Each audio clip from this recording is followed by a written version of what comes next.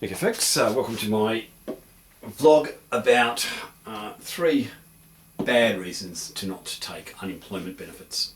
I'm going to refer to unemployment benefits in what follows as the dole. I don't know if that's a localism, but the dole means unemployment benefits. Or the rock and roll even. I might pepper that one in for a bit of street cred. Housekeeping. I'm not really using the visual component of the vlog format that much, so if you want to go off and do dishes, then that's negating the difference between intellectual endeavour and domestic work, and I think it's a progressive negation of the difference, at the risk of sounding like I love Hegel, which I do.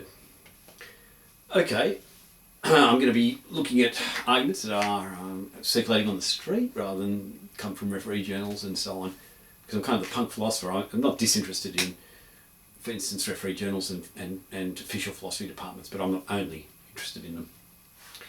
So, just a couple of caveats as well before we dive on into the 3 arguments, which, as I say, I think I said, as I hope I said, I'll be looking at in descending order of silliness. The silliest first, second less silly second, and then the least silly third. But all, I think, are wrong. Nevertheless, I am not. This vlog is absolutely not intended to encourage you to be on unemployment benefits, nor to glorify being on unemployment benefits on the dole. And the reason why not is because actually it can be pretty hard. And most people who are on unemployment benefits aren't partying it up. Now, to some extent, the difficulties of the poverty and the hoop jumping involved can be ameliorated if you're resourceful. But even so, I would say that it's not a good idea to be on unemployment benefits unless you've got some specific project you want to do that requires that you have a whole bunch of time. Now, I don't care what this is, right? Unlike a lot of my people from my background of my age and even younger and older and other backgrounds, I'm not moralistic about work, and in fact I hate it and want to abolish it. And I'm certainly not moralistic about people being on the dole. If they want to experiment with LSD on the dole, I'm absolutely fine with me. Just don't wind up like Sid Barrett. But you might find that you can work, for instance, part-time, okay, and still have a pretty good work-life balance. It's often presented to people that you're either on the dole or you work, 45 hours as an up-and-coming public servant or 50 plus hours as a banker or something. No, that's not the case. And I think that that some jobs are more convenient and more enjoyable and better than others. I had a job working for the Reef Rescue Program, for instance, from home. It was a part-time job. It was a great job. Working on saving the barrier reef. So it's a bit of a local thing too. Okay, so I'm at the risk of sounding slippery. I don't want to be overly sort of sanguine or hopeful about work. I think that jobs also are.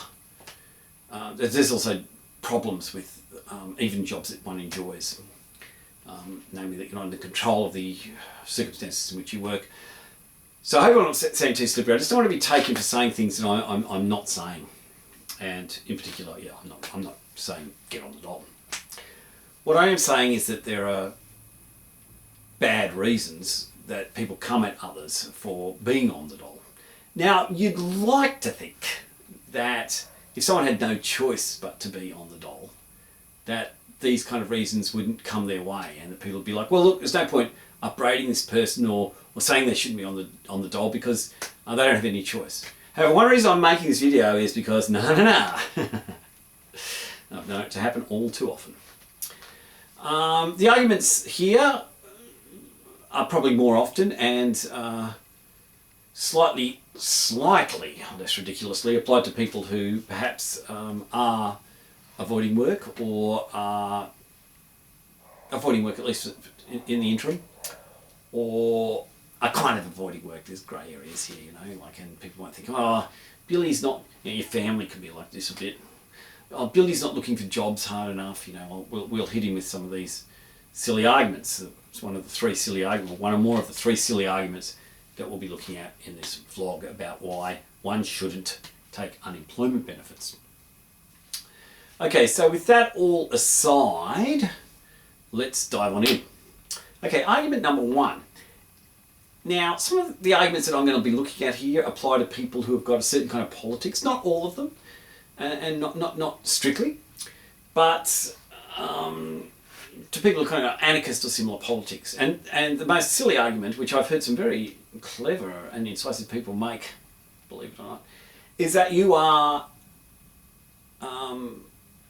if you're of an anarchist bent and you take the dole, well then you're a hypocrite because you're taking something from the state.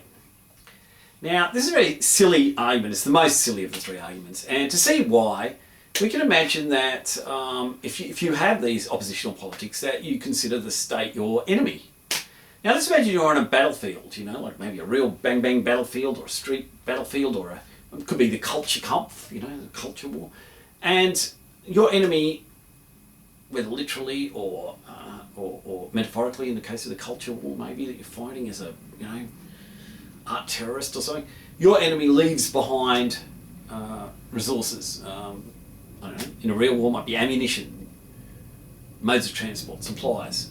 You don't go, oh, gee, I'd like to take that ammunition and those supplies and so on that my enemy's been forced or through thoughtlessness or for whatever reason left behind. But no, that'd be like being too open to my enemy or being too friendly to my enemy. That's really dumb. That's just one of the stupidest things I've heard in my bloody life. Right? Of course you take what you can from your enemy, right? Just as they do the same to you. That's what war and fighting's all about, Okay, now to try and be a bit more charitable about this dumbest of the three arguments, we could try and improve it by saying, well, hang on, the doll's a gift, right? You don't want to take a gift from your enemy because that's like sort of, I don't know what the word is. That's like kind of making peace with your enemy or giving in to them. But the doll's not a gift, and it's good that this has come up actually early on, because we can talk a little bit about the nature of unemployment, which will hold us in good stead for the remainder of the vlog. Now, the reason unemployment exists is because in a capitalist society, in a capitalist mode of production, what happens is that capitalists use improving technology and logistics to try and get the same amount of commodities out there with less workers. And this succeeds, at least within the parameters of often succeeds, at least within the parameters of the production of that commodity. And the result is that you have less than one position per person. And that's an increasing tendency. Talking about full-time positions as well, by the way. So then you wind up with this reserve army of labour. Now, we'll go more into this later in the vlog, but for now, there's a couple of options with that reserve army of labour. You can just go tough titties, go off and starve, or put you in the workhouse, or criminalise you. And, well, there's criminalisation that still goes on, but for the most part, that strategy on behalf of the directors of the system, of capitalists and their functionaries, managers, is problematic. Two reasons. One, demand of labour fluctuates, okay, and that can be for a whole bunch of reasons, right? That can be because it's a new technology comes out and has to be installed, okay, and so the demand for labour, which has gone down due to the successful employment of an old technology, suddenly goes back up. Or it might be because of some other natural or social or economic reason. It might just be that new markets open up, or new resources are discovered. Okay. Now, one reason why unemployment exists is because then you've got like this reserve army labour that you've kept up. They haven't starved to death. They're in pretty good shape. And you can just draw on them, and that's a competitive resource. That's a resource you've got. A block of capital has got a national block of capital, or usually transnational, but roughly national block of capital's got in respect of their competitors. So that's not really a gift, right? No. And nor is it a gift in that another thing that happens is that if you've just got a bunch of people sitting around with absolutely nothing, then they're potentially a revolutionary force or disruptive force. Lord Havisham, a guy called Lord Havisham after the Second World War said, we've got to give them social reform or they'll give us social revolution. And he was partly thinking about unemployment benefits for demobbed soldiers. So, yeah, the idea it's a gift is wrong. And it's good that we've covered some of the basics of unemployment. And that fits in with the idea that most people who are on the dole don't choose to be on the dole, as I've already mentioned, and we'll go further into as the vlog continues. So let's move on to the second bad argument.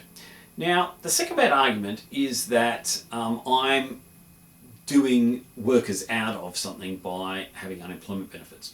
And this isn't as silly as the first argument, because there is a kind of common sense around that your taxes pay for the infrastructure of society, including unemployment benefits. Now, even though that's a common sense, it's kind of a bit more complicated than that, because your taxes, okay, the money you get that you don't get, okay, and they pay for infrastructure that's not really necessarily directly useful to you. It might be indirectly useful to you, but more directly to people who want to, for instance, sell cars and have trucks shipping commodities rather than trains. For instance, to talk about a recent development in mass transit. Well, the trucks is a more recent development in mass transit. The cars is a more long-standing one. So the road infrastructure is something that's not necessarily in your interest, right? I mean, if there was more public transport and trains, since there might be more fresh air and you wouldn't be inconvenienced, and in fact it might be cheaper and so on and so on. So it's kind of weird to think of that infrastructure as being something that's yours, and therefore of unemployed people as taking what's yours if you're a worker. And one way to see this is to imagine, let's say that a plague, like COVID but worse, like another zoonotic virus, like Ebola or something, ripped through the population, and as a result of that, there was a drop in the amount of money, a radical drop in the amount of money that was being paid to the unemployed. It's pretty implausible to think that the directors of the system, the politicians and so on, the capitalist directors of the system are going to go, oh, wow, we'd have to pay so much money to the unemployed, we're going to give it all back to mum and dad battler, or whoever, not mean to be heteronormative or whatever, we're going to give it back to the PAYE, etc. workers. No, I don't reckon. I reckon that money would be used for bailouts, as has happened a lot with financial crises, etc. It'd be used to give companies tax cuts that are, I don't know, deforesting the Amazon or investing in the H-bomb. It'd be used to give oil companies rebates that are destroying the environment. Be used to bomb the Middle East, right? So, you know, assist with the genocide in Gaza, etc., etc., etc. I don't reckon it's just going to be handed over to the great battler, yeah. But you know, if you want to take issue with me on that, perhaps something for the comments or whatever. So I think that shows that second argument that you're taking from the working class is also silly, if not quite as ridiculous as the first one. It'd be hard to beat that first one for silliness. Okay, the third argument that is the least silly, and kind of involved actually. The third argument actually has a grain of truth, and it is that if you're unemployed, then you're creating this reserve army of labour which drives down wages. Okay, so let me explain how this works. Firstly, whenever a politician says that they want to get rid of unemployment, it's a lie. Why is it a lie? Well, what politicians say, which is truthful for them, is that they want to keep down inflation. Okay, but what that means, even that sort of double speak, what that really means is that they want to keep down wages. And the way that wages keep down inflation is that if I get a wage rise, then the bosses try to take that back to some extent by putting up the price of a commodity. So if I have to pay my workers more in my factory, one thing I'm going to be pretty tempted to bloody well do is put up the price of my goods somewhat. And inflation, the overall inflation rate just is just the average of all these different inflating and sometimes deflating goods. So it is true that a reserve army of labour drives down wages. But we've got to be careful with this argument. And the reason is that the Reserve Army of Labour only drives down wages if people in the Reserve Army of Labour are prepared to do things like scab, right? To cross picket lines and to show no solidarity for workers who are trying to get a wage rise. Now, there are some people who will do this, but especially coming back to people who maybe have got anarchist or similar politics and are on the dole, they're not going to do this, okay? Or at least not if they're going to refrain from hypocrisy. You'd hope. And I would say that they're not going to do this. I mean, I certainly wouldn't do this if I was ever in that position. And I think most people I know wouldn't do this. Wouldn't scab and therefore wreck attempts to gain wages. There are also people who are simply there who, I guess, the working class doesn't know whether they're going to scab or not, and so therefore their position's undermined. But again, this is a matter of information, and if you've got the right politics, you should be making it clear that you're not going to scab and that other people shouldn't scab. And so to that extent, that the argument that you're undermining struggles for wages and conditions by being unemployed can be offset by your intentions. And this vlog is partly about people of certain politics being unemployed. There's a focus on that, let's say. Because those people sometimes are seen as more willingly being unemployed, which as I've suggested could be the case. So I don't think that third argument goes through, though it's not as outright silly as the first argument and not quite as silly as the second argument. And that's about it really for those arguments. There might be other better arguments for not being for not accepting unemployment benefits, and there might be other arguments for accepting unemployment benefits, and I leave that to posterity. But all I would say is, look, if you encounter any of those three arguments that I made here, that you're accepting the goodwill of your enemy, or accepting gifts from your enemy, compromising with your enemy, the silliest, that you are, second argument, that you're taking from the working class, basically.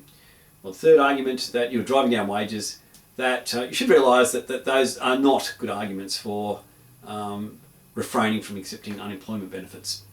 But as I said, that doesn't necessarily mean that you know that's the best way for you to live. Depends on your environment and circumstances and what you want to do and all the rest of it. But it's certainly a thing that's out there because of the way capitalism is structured, and if people do use it, then there can be good reasons for that. All right, thanks. That's it.